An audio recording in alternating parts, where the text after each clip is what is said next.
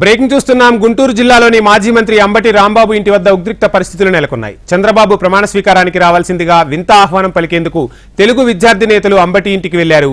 చీర, జాకెట్, పువ్వులు ఇచ్చి చంద్రబాబు ప్రమాణ స్వీకారానికి రావాలంటూ ఆహ్వానించేందుకు టీడీపీ నేతలు వెళ్లారు.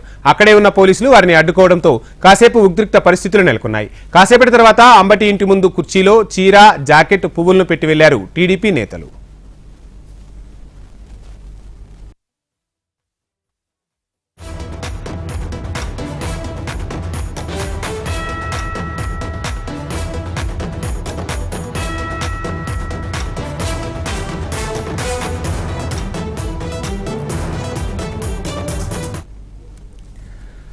గుంటూరు జిల్లాలోని మాజీ మంత్రి అంబటి రాంబాబు ఇంటి వద్ద ఉద్రిక్త పరిస్థితులు నెలకొన్నాయి. చంద్రబాబు ప్రమాణ స్వీకారానికి రావాల్సిందిగా వింతగా ఆహ్వానం పలికేందుకు తెలుగు విద్యార్థి నేతలు అంబటి ఇంటికి వెళ్లారు.